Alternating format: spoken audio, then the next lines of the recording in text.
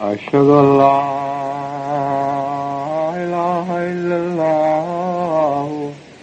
وحده لا شريك له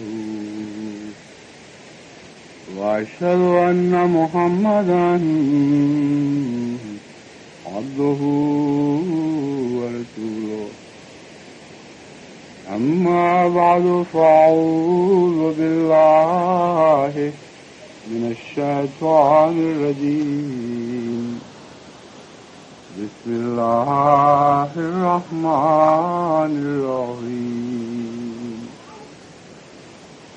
الحمد لله رب العالمين الرحمن الرحيم مالك يوم الدين إياك نعبد وإياك نستعين اهدنا الصراط المستقيم صراط الذين أنعمت عليهم غير المغضوب عليهم ولا الضالين.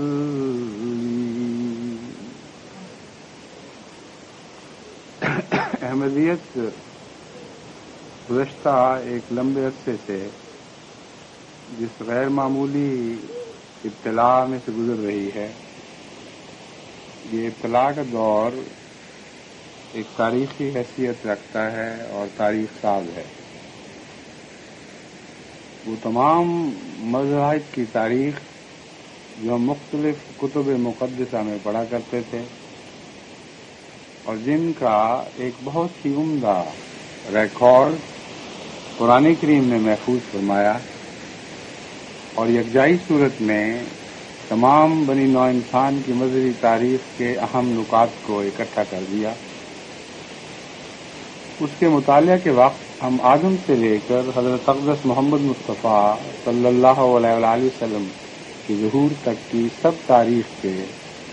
اہم نکات سے واقف ہو چکے ہیں، اور وہ سارے امور جو مختلف انبیاء کے زمانوں میں ظہور پذیر ہوئے، جن کا ذکر قرآن کریم میں ملتا ہے، ہم نے اپنی آنکھوں کے سامنے رونما ہوتے دیکھے اور اس زاویے سے رونما ہوتے دیکھے جس زاویے سے گزشتہ زمانوں میں انبیاء کی جماعتیں دیکھا کرتی تھیں. اس زاویے سے نہیں جس زاویے سے انبیاء کے دشمن اس تاریخ کو ایک خاص طور پر مشاہدہ کیا کرتے تھے. بس دو ہی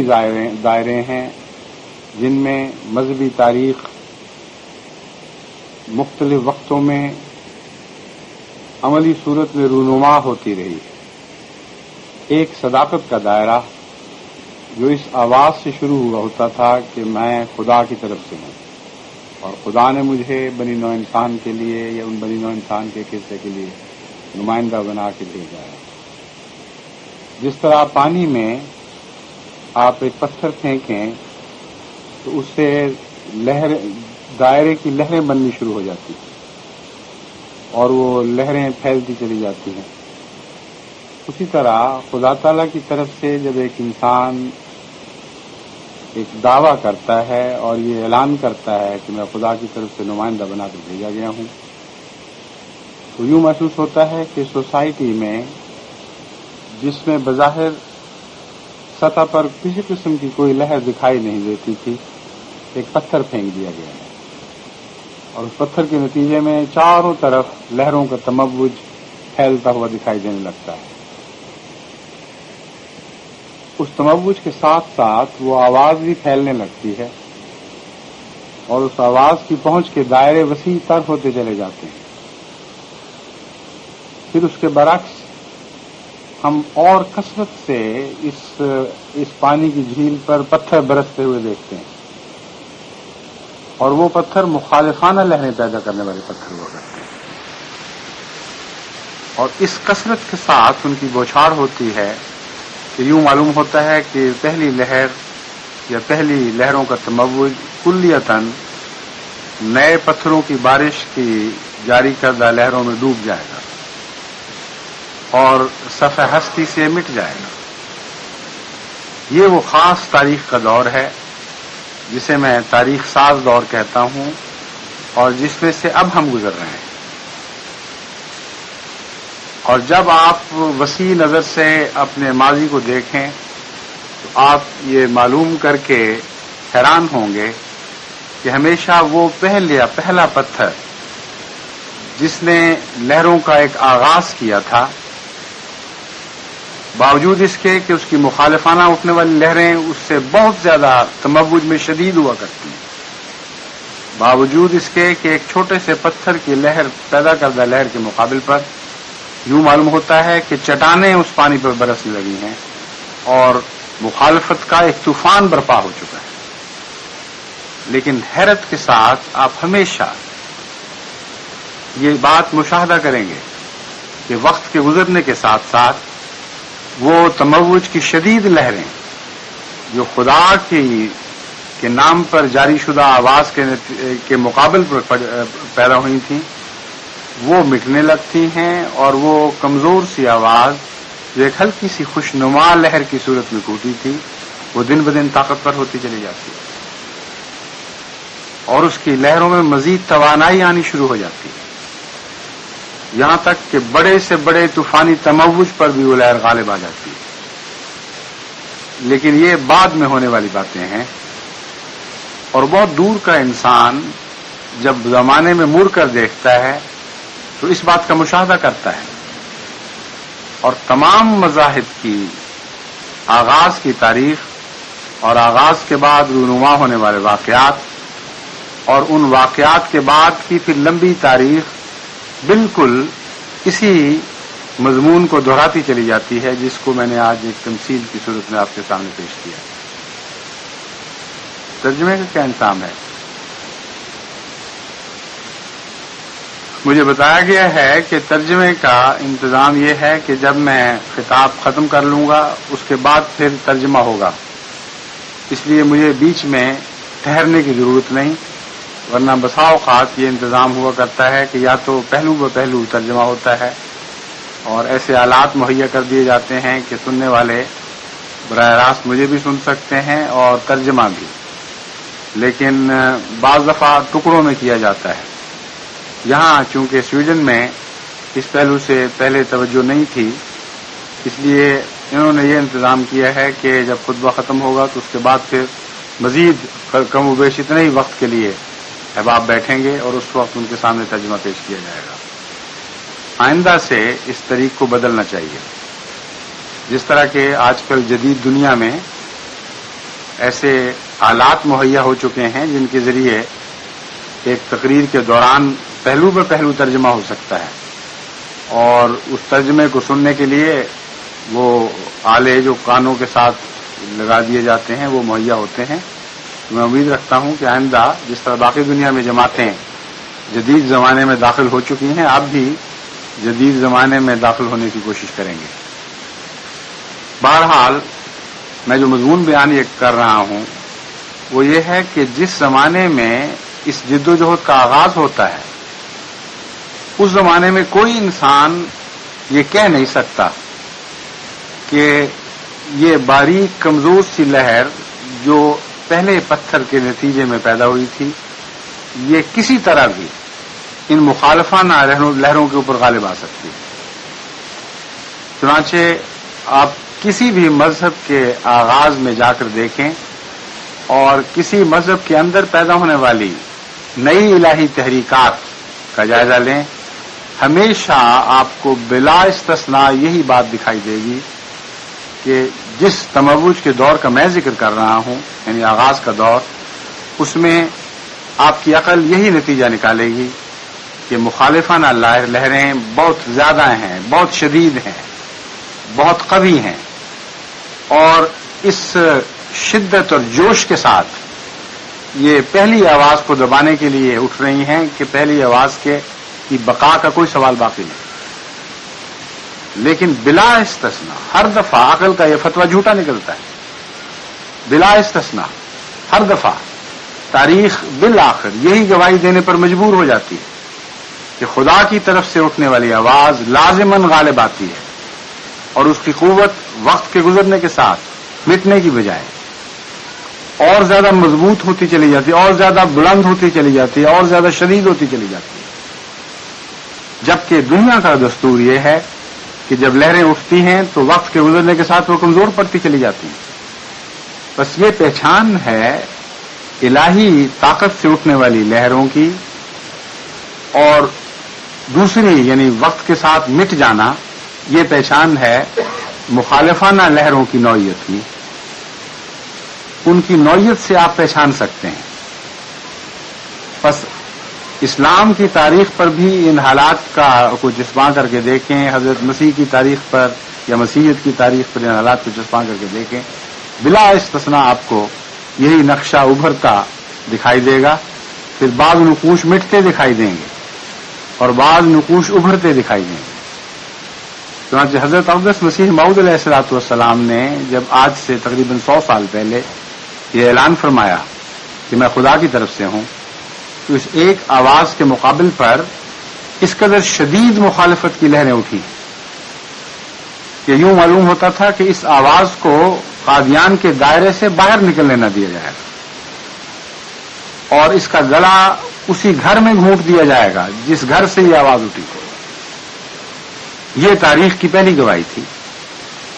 لیکن اس کے برعکس خدا تعالیٰ نے حضرت مسیح موعود علیہ الصلوۃ والسلام کو کچھ اور فرمایا، اور فرمایا کہ میں نے تجھے ایک پیغام عطا کیا ہے،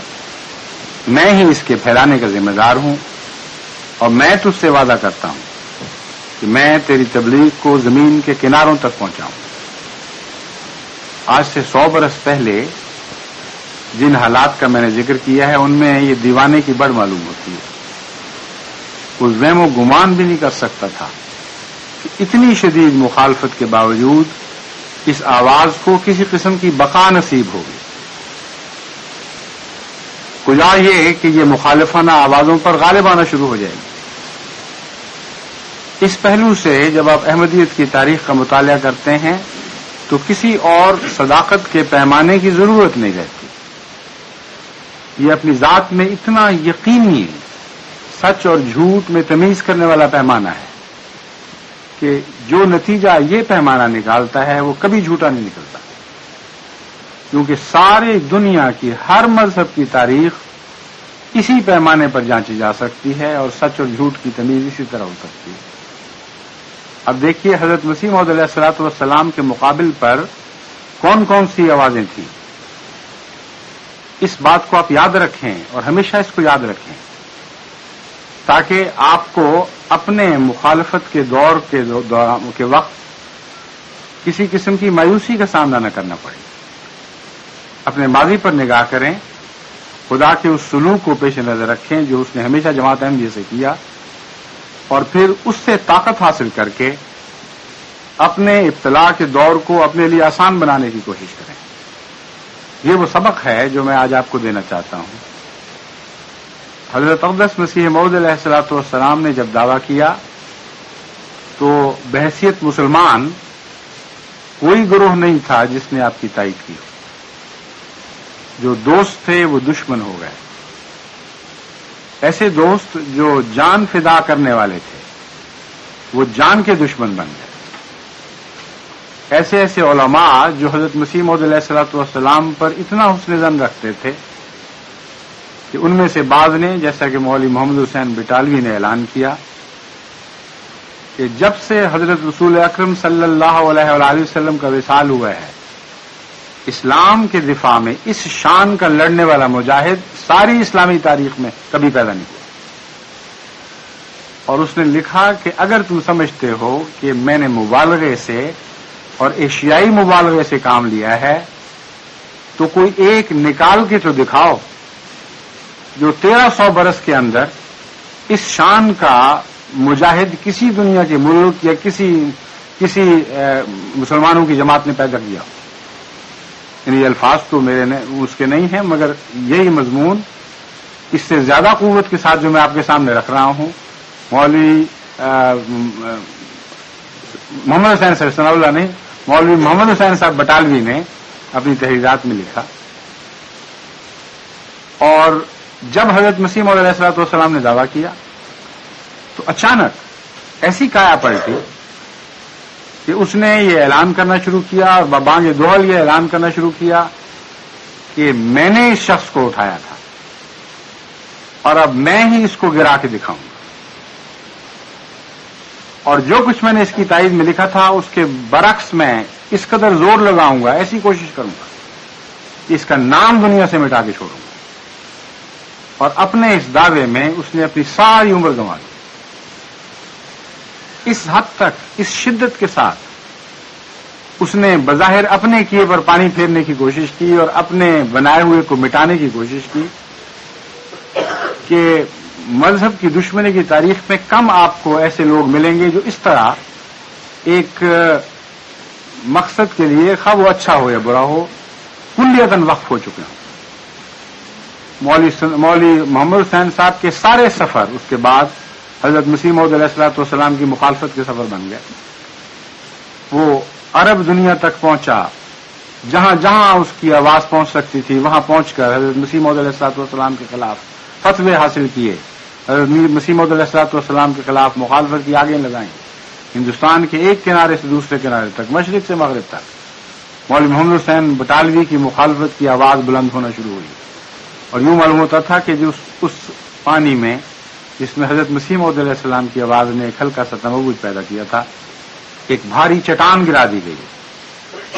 اس سے مخالفت کی طوفانی لہریں جو پہاڑوں کی طرح سربلند ہیں وہ اٹھ رہی ہیں تاکہ اس ہلکی سی لہر کو دبا دیں. لیکن نتیجہ مولوی محمد حسین صاحب کی زندگی میں دن بدن حضرت مسیح موعود علیہ الصلوۃ والسلام کا پیغام پھیلتا چلا گیا اور پھیلتا چلا گیا. جن جن ممالک تک وہ پہنچا تھا ان ممالک کے دائروں سے آگے نکل گیا اور مشرق اور مغرب میں دور دور تک الہی تائید سے ایسے لوگ پیدا ہوئے جنہوں نے حضرت مسیح موعود علیہ الصلوۃ والسلام کی تائید میں آوازیں بلند کرنا شروع کی. یہاں تک حال ہوا ان مولوی صاحب کا کہ جب دور دراز سے لوگ سفر کر کے حضرت مسیح موعود علیہ الصلوۃ والسلام کی ملاقات کی شوق میں قادیان آیا کرتے تھے تو بٹالے اسٹیشن پر وہ اتر کر وہاں سے پھر یا پیدل سفر کرتے تھے قادیان کا جو 12 میل تھا، یا پھر یکے پکڑ لیا کرتے تھے.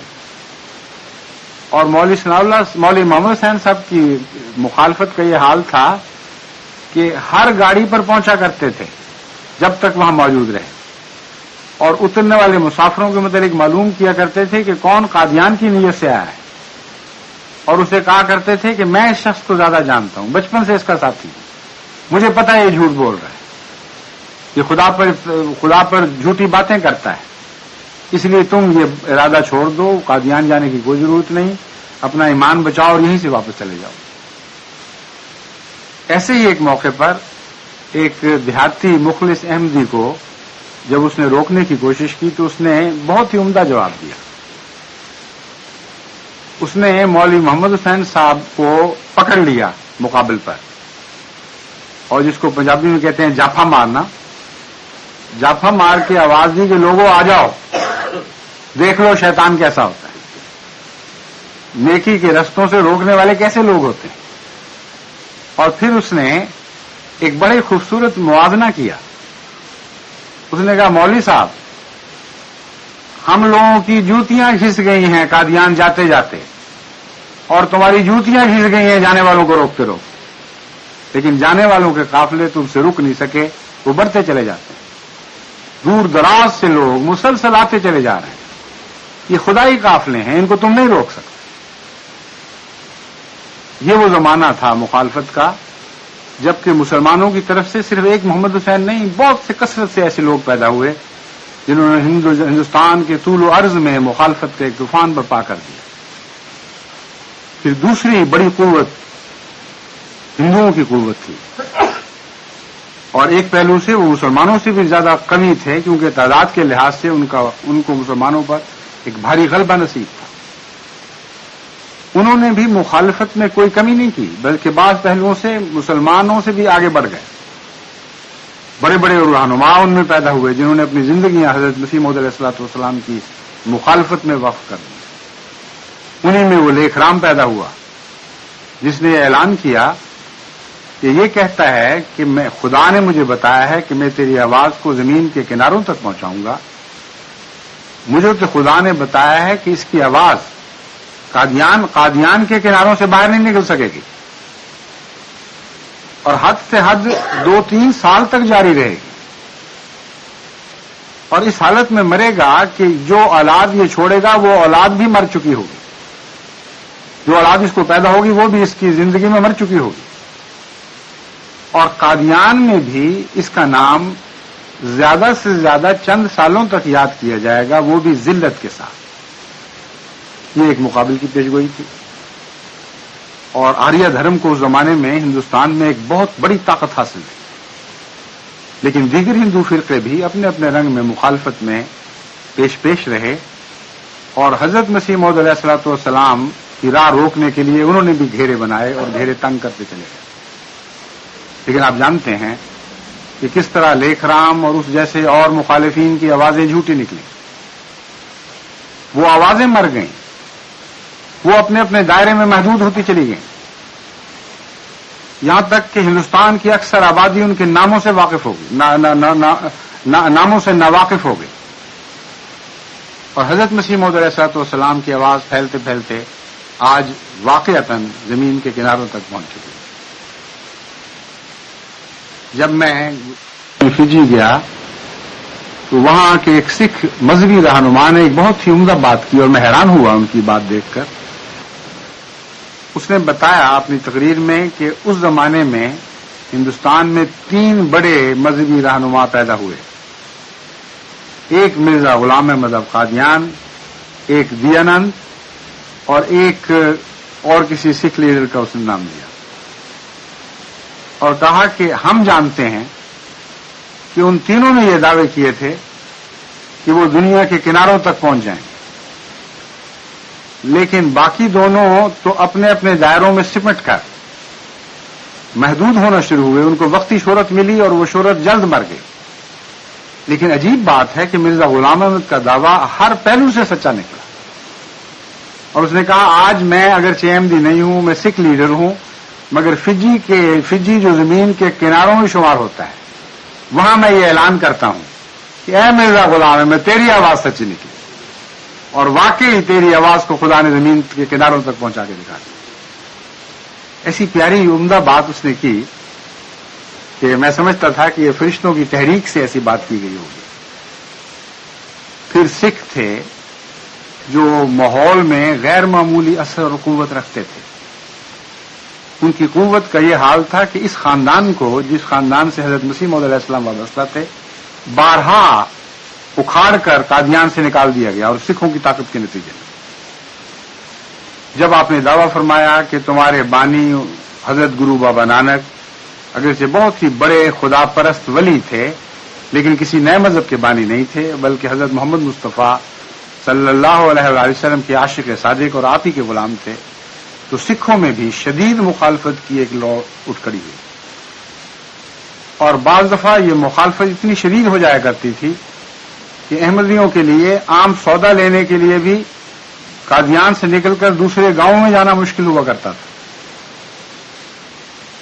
اور یہ مخالفتیں بھی باقاعدہ منظم صورت اختیار کر گئیں. بڑے بڑے وہاں جلسے اور مناظرے ہوا کرتے تھے سکھوں کے ساتھ مقابلوں میں. مجھے یاد ہے ہمارے بچپن کے زمانے تک یہ حال تھا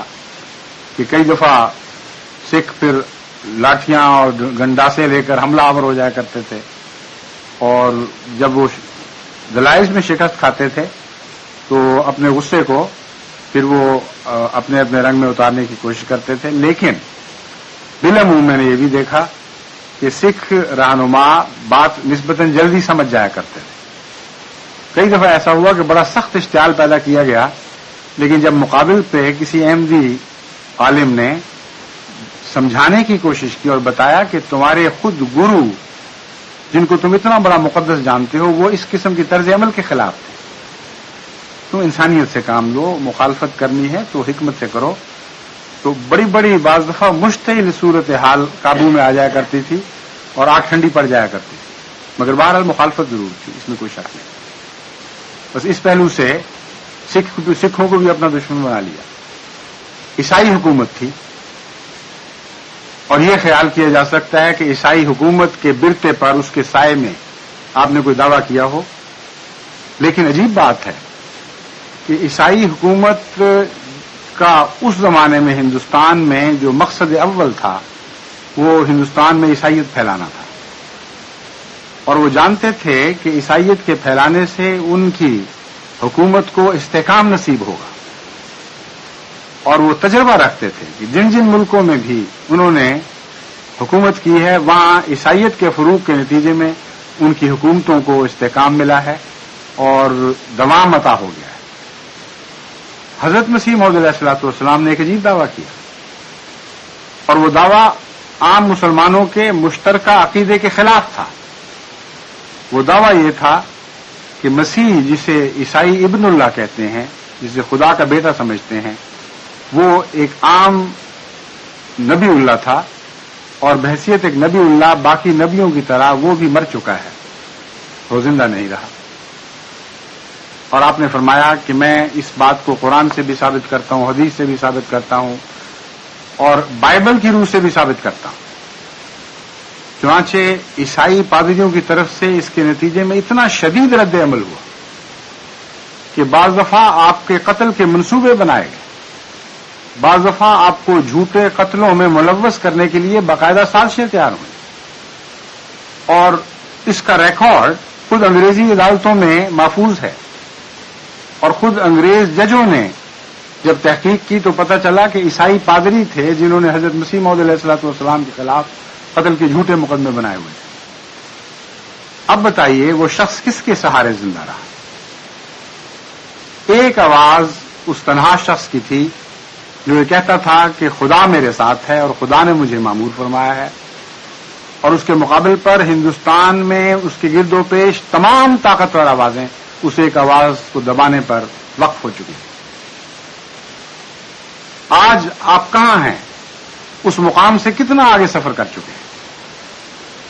آج وہ آواز قادیان میں دبنے کی بجائے ہندوستان کے گوشے گوشے تک پھیل چکی ہے، ہندوستان سے نکلی اور اس زمانے میں امریکہ تک پہنچی،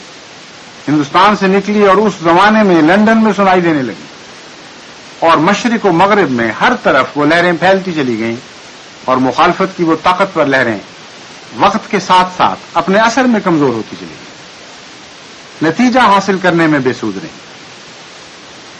بس اتنی بڑی عظیم الشان تاریخ آپ کے پیچھے کھڑی ہے جو آپ کو بقا کی ضمانت دے رہی، آپ کو یقین دلا رہی کہ دنیا کی ساری طاقتیں آپ کے مخالف ہو جائیں، نتیجے کے لحاظ سے آپ لازماً غالب ہوتے چلے جائیں گے اور قوی تر ہو کر ابھرتے چلے جائیں گے۔ اس تاریخ کو بھلا کر جس کی پشت پناہی پر سارے مذاہب کی تاریخ کھڑی، اس تاریخ کو بھلا کر جس کی پشت پناہی پر تمام انبیاء کی تاریخ کھڑی، کس طرح آپ پاکستان یا کسی اور چھوٹے سے ملک کی مخالفتوں سے مروب ہو سکتے ہیں؟ کون سا آپ کو حق ہے؟ آپ کا ضمیر کس طرح اس بات کو برداشت کر سکتا ہے کہ مخالفت کے وقتی دور سے گزرتے ہوئے اس کی تاریکیوں سے دب کر آپ قدم آگے بڑھانا چھوڑ دیں اور منافقین کے اس زمرے میں شمار ہوں جن کے متعلق قرآن کریم فرماتا ہے کہ جب روشنی ہوتی ہے تو چل پڑتے ہیں، جب اندھیرے طاری ہو جاتے ہیں تو ان کے قدم رک جاتے ہیں۔ آپ مومنوں کی جماعت ہیں، آپ نے اس صفائی کے ساتھ اس احمدیت کی صداقت کا مشاہدہ کیا ہے کہ 100 سال کا ایک ایک لمحہ احمدیت کی صداقت کی گواہی دے رہا ہے۔ آپ نے اپنی آنکھوں سے دیکھا کہ خدا نے کبھی آپ کو نہیں چھوڑا، آپ نے اپنے کانوں سے سنا کہ خدا کی تائید کی آوازیں ہمیشہ آتی رہیں اور وہ وقت کے ساتھ ساتھ ٹھوس تعبیروں میں ڈھلتی رہی۔ اس کے باوجود پھر اگر کوئی حصہ جماعت کا مایوسی کا شکار ہو تو اس سے بڑا ظلم اور کوئی متصور نہیں ہو سکتا۔ آج پاکستان میں مخالفت پہلے سے بھی زیادہ زوروں پر ہے، مجھے یہ تسلیم ہے، لیکن تاریخ کے پیمانوں میں جانچ کر دیکھیں تو ایک بالکل معمولی سا تھوڑا سا دور ہے اور زمین کے ایک تھوڑے سے ٹکڑے پر ہے۔ تاریخ میں اس سے بہت زیادہ لمبے مخالفتوں کے دور آئے ہیں جن میں سے کمزور جماعتیں نکل کر طاقتور ہو کر ابھرتی رہی ہیں اور عظیم تر ہو کر وہ اپنی مخالفتوں پر بالآخر غالب آتی رہی. آپ یہ سوچتے ہوں گے کہ 11 سال ضیاء کی مخالفت کے ہوئے، اس سے پہلے 1974 سے بھٹو صاحب کی مخالفت اور ان کی پارٹی کی مخالفت کی ہوئی، اور اب ضیاء کے بعد بھی وہی حال ہے. ہمارا کون پرسان حال؟ میں آپ کو بتاتا ہوں کہ آپ کا وہی پرسان حال ہے جس نے 300 سال تک عیسائیت کی اس کی مخالفت کے دور میں حفاظت فرمائی، اور بظاہر وہ مخالفت کا دور مٹا نہیں بلکہ بار بار مخالفت کی مختلف شکلوں میں ابھرتا رہا اور زور پکڑتا رہا.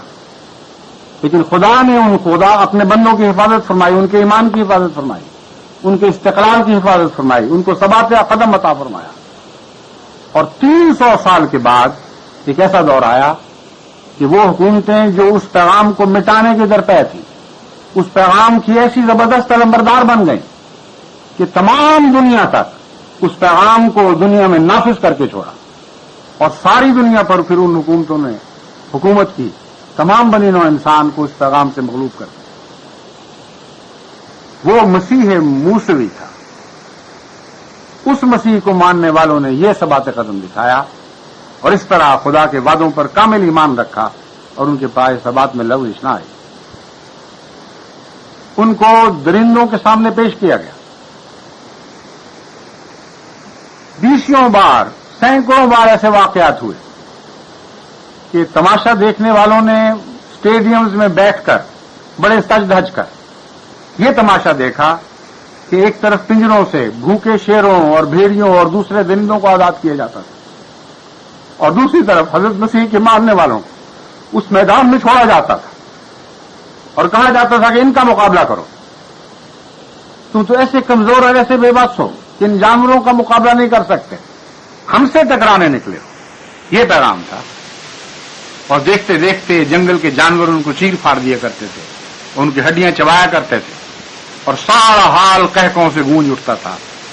کہ دیکھو کتنا عظیم الشان غلبہ خدا نے ہمیں عطا کیا ہے، اور ان سچائی کے دعوے داروں کو ہم نے کس طرح ذلیل اور رسوا اور ناکام اور نامراد بنا کر دکھا دیا. بارہا ایسے وقت آئے جس طرح آج پاکستان میں احمدی گھروں کو جلایا جاتا ہے، 1-2 گاؤں میں نہیں، سارے ملک میں یہ احکامات جاری کیے گئے کہ تمام عیسائیوں کو ان کے گھروں میں زندہ پھونک دو اور گھروں میں آگ لگاؤ، لیکن ان گھروں میں بسنے والوں کو ان سے نکل لینا. ڈایوکلیشن نے 264 یا 268 ان دونوں تاریخ سالوں میں سے غالباً کوئی سال ہے، اس میں ایسا ہی ایک حکم جاری کیا تھا. لیکن آپ دیکھتے ہیں کہ کوئی آگ مسیحیت کو جلا نہیں سکتی، کوئی مخالفت کی آگ مسیحیوں کے ایمان کو جلا کر خاکستر نہیں کر سکتی. وہ ہر آگ سے کندن بن کے نکلتے چلے گئے. اور یہ محمدی مسیح نہیں بلکہ موسوی مسیح تھے جن کے ماننے والوں نے کردار کا یہ عظیم شان نمونہ دکھایا. آپ تو محمدی مسیح کے غلام اور تابع ہیں. آپ نے تو اس کا دامن پکڑا ہے جو حضرت محمد مصطفیٰ صلی اللہ علیہ وآلہ وسلم کو ایک مسیح کے طور پر عطا ہوا ہے. آپ کا کردار تو ہر پہلو سے پرانی مسیحی قوم کے کردار سے زیادہ اعلیٰ اور زیادہ شاندار اور زیادہ مضبوط اور زیادہ قوی ایمان پر قائم رہنا چاہیے، زیادہ قوی بنیادوں پر قائم رہنا چاہیے. اس لیے میں آپ کے سامنے یہ باتیں دہرا رہا ہوں کہ پاکستان میں ابھی مظالم کا دور جاری ہے اور خدا بہتر جانتا ہے کہ کب تک جاری رہے. لیکن جب آپ اس عظیم تاریخ کی روشنی میں ان واقعات کا مشاہدہ کریں گے تو آپ کو معلوم ہوگا کہ آپ کا حال خدا کے فضل سے گزشتہ بہت سی قوموں کی نسبت بہت بہتر ہے. تھوڑی آزمائشوں کے نتیجے میں خدا آپ پر بہت زیادہ فضل نازل فرما رہا ہے، اور اتنی جلدی جلدی فضل فرما رہا ہے کہ اس کی چمک دمک سے آنکھیں خیرہ ہو جاتی. اب تو غیر بھی محسوس کرنے لگے ہیں کہ جو قیمت ہم پاکستان میں ادا کر رہے ہیں اس سے بہت زیادہ ہمیں اس کی جزا مل رہی. چنانچہ آج صبح स्वीडिश टेलीविजन की एक नुमाइंदा खातून जो इंटरव्यू के लिए आई थी, पाकिस्तान के हालात के मुतालिक चंद बातें मालूम करने के बाद उन्होंने कहा, लेकिन एक बात तो है कि जो कुछ आप पा रहे हैं वो उससे बहुत ज्यादा है जो आप खो रहे हैं। क्या ये दुरुस्त नहीं है? मैंने कहा हाँ दुरुस्त है, और उससे ज्यादा दुरुस्त है जो तुम जानती। इस तरह खुदा के फजलों की बारिशें हम पर नाजिल हुई हैं कि हम वहम गुमान भी उसका नहीं कर सकते। मुखालफत के इन चंद सालों में जितनी दुनिया में जमात ने तरक्की की है और जैसा वकार कायम किया है और जिस तरह इसको अजमत नसीब हुई है और जिस तरह हजरत मसीह मऊद अलैहिस्सलाम को आज जमीन के किनारों तक इज्जत से याद किया जा रहा है, उसका उश्र अशीर भी हमने पाकिस्तान में नहीं गंवाया। तब उस खातून ने कहा कि हाँ आप बिल्कुल सच कहते हैं, ये मुझे जो ये खुशनसीबी मिल रही है कि मैं आज इंटरव्यू के लिए आई हूं, ये भी पाकिस्तान की मुखालफती की तो मरून मन्नत है। अगर पाकिस्तान में मुखालफत ना हुई होती तो मुझे कभी वहम भी नहीं आ सकता था कि मैं आपके आने पर इंटरव्यू के लिए हाजिर होती। बस ये सब खुदा के फल हैं। लेकिन बड़ी ज़हीन खातून थी, उन्होंने कहा हाँ इसके साथ मैं ये भी जानती हूं कि जो दर्द की लहरें आपके दिल में उठती है वो इन रहमतों को देखकर कमजोर नहीं पड़ती, बल्कि और ज्यादा नुमायां होती चली जाती है, और ये दर्द तो जारी रहेगा। मैंने कहा खुदा तुम्हारा भला करे, तुम बहुत ही ज़हीन खातून हो, तुमने बिल्कुल दिल की बात जांच ली, लेकिन उसको यह पता नहीं कि ये दर्द की लहरें ही तो हैं जो खुदा का फजल बनकर नाजिल होती हैं। ये दर्द की लहरें ही तो हैं जो दुआ बनकर दिल से उठती हैं और घटा बनकर, फजलों की घटा बनकर हम पर बरसती। इसलिए अहमदी, तू अपने दर्द की लहरों की हिफाजत कर और इससे मायूस न हो। हां, इन दर्द की लहरों को दुआओं के बुखारात में तब्दील करता चला जा। शहादत की जितनी खबरें हमें पाकिस्तान से मौसूल होती हैं, जैसा कि रात मौसूल हुई, एक बहुत ही बुजुर्ग डॉक्टर अब्दुल कुद्दूस साहब को कल नवाबशाह में जालिमाना तौर पर शहीद कर दिया गया, जबकि उससे थोड़ा अरसा पहले उनके छोटे भाई को भी शहीद किया गया था। वो भी डॉक्टर थे और दोनों को एक ही तरीक पर, एक ही जत्थे और एक ही गुरुओं ने मरवाया है, अपनी तरफ से मरवाया, अगरचे हम जानते हैं कि हमेशा की जिंदगी अता की। वो ऐसे सादा दिल, ऐसे सादा लौ डॉक्टर थे कि जानते थे कि हर दफा दुश्मन यही तरीक इख्तियार करता है कि एक मरीज मरने वाला है, उसको देखने के लिए चलो। और जब इंसान बाहर निकलता है इंसानी हमदर्दी में, तो बाज़ कातिल जो छुपे हुए इसका इंतजार कर रहे होते हैं, वो अचानक हमला करके अहमदी डॉक्टरों को शहीद कर देते हैं। ये अच्छी तरह जानते थे। उनके शहादत से चंद दिन पहले मुझे उनका खत मौसूल हुआ। उसमें उन्होंने कहा कि मेरा भाई शहीद हुआ है, मगर मैं आपको यकीन दिलाता हूं कि हम इसके नतीजे में डरे नहीं, कमजोर नहीं पड़े। मैं आपको यकीन दिलाता हूं कि मेरे दिल में जज्बा शहादत पहले से कई गुना बढ़ गया है। उन्होंने मेरा एक भाई शहीद किया है, मगर मैं कसम खा के कहता हूं कि मेरी सारी औलाद भी इस राह में शहीद होती चली जाए तो मुझे इसका कोई दुख नहीं होगा। इसलिए मेरे मुतल्लिक आप हरगिज़ फिक्र न करें। कितना सच्चा इंसान था, कैसे उसकी दिल की गहराई से आवाज बुलंद हुई। जब उनकी शहादत की इत्तला मुझे मिली तो बेख्तियार मेरी जुबान पर कुरान करीम की वो आयत जारी हुई, वमिनहुम मन क़ज़ा नहबहु वमिनहुम मन यंतज़िर। इन खुदा के बंदों में वो लोग हैं जिन्होंने अपनी नीयतों को पूरा कर दिखाया, जो अपने कौल और अपनी तमन्नाओं में सच्चे निकले। लेकिन सिर्फ यही नहीं है, और भी बहुत से हैं जो इसी किस्म के नमूने दिखाने वाले बावजूद जब भी इब्तिला आएंगे वो उनको मगलूब नहीं कर सकेंगे, बल्कि हर मुखालिफ पर वो गालिब आएंगे अपनी सदाकत के जरिए, अपनी सच्चाई के जरिए, अपने नेक इरादों के जरिए, अपनी कुर्बानियों के जज्बे के जरिए। बस इन जज्बों को जिंदा रखो, मायूस होने की जरूरत नहीं। वही नमूना जिंदा रखने के लायक है जो डॉक्टर अब्दुल कुद्दूस ने दिखाया था कि कोई शहादत हमें मरूब नहीं कर सकती, बल्कि शहादत की तमन्नाओं को और ज्यादा बढ़ा जाएगी। एक इंसान की जान लेंगे तो सारा खानदान जान कुर्बान करने के लिए तैयार हो जाएगा। इस वफा के साथ आप अहमदियत पर कायम रहें। मैं आपको खुदा की कसम खाकर यकीन दिलाता हूं कि इतने बेशुमार खुदा के फजल पर नाजिल हो रहे हैं, नाजिल होंगे कि जो हुए हैं इनको आप भूल जाएंगे। کثرت کے ساتھ خدا آپ کو بڑھاتا چلا جائے گا، اور آپ ہیں، اور آپ ہی کی سچائی ہے جس نے دنیا پر غالبان ہے. باقی ہر بات جھوٹی ہے، ہر بات قصہ ہے. یہی وہ حقیقت ہے، یہی وہ حقیقت ہے جسے ہم محمدی حقیقت کہہ سکتے ہیں. یہی وہ حقیقت ہے جسے ہم عیسوی حقیقت کہہ سکتے ہیں. یہی موسوی حقیقت تھی، یہی ابراہیمی حقیقت تھی، یہی حقیقت نوح کی حقیقت تھی. بس اگر نوح کی طرح آپ کے مقابل پر اتنی عظیم قومیں بھی کڑی ہوئیں جن پر بظاہر نوح کے پیغام غالب آنے کا کوئی سوال نہ رہا، تو میں آپ کو یقین دلاتا ہوں کہ وہ نوحی قومیں مٹا دی جائیں گی اور آپ کو زندہ رکھا جائے گا، کیونکہ آپ انہی سچائیوں پر قائم ہیں جو ہمیشہ سے خدا کی طرف سے نازل ہو کرتی ہیں. اللہ تعالیٰ آپ کی حفاظت فرمائے، آپ کے ایمان کی حفاظت فرمائے، آپ کو دل کو اور اپنے ایمان کو نئی جلا بخشتا چلا جائے.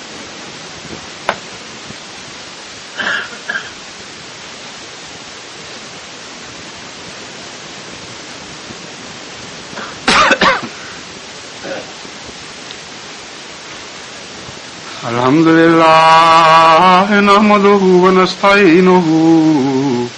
ونستغفره ونؤمن به ونتوكل عليه ونعوذ بالله من شرور أنفسنا ومن سيئات أعمالنا من يهده الله فلا مضل له ومن يضلله فلا هادي له ونشهد أن لا إله إلا الله وحده لا شريك له ونشهد أن محمدا عبده ورسوله. ابھی نماز جمعہ کے بعد انشاءاللہ ڈاکٹر عبدالقدوس صاحب شہید کی نماز جنازہ غائب بھی ہوگی، نماز جمعہ اور عصر کے بعد. عباد اللہ رحمکم اللہ، ان اللہ یامر بالعدل والإحسان وإیتاء ذی القربى وینہی عن الفحشاء والمنکر والبغی یعظکم لعلکم تذکرون. اذکروا اللہ یذکرکم وادعوہ یستجب لکم ولذکر اللہ اکبر.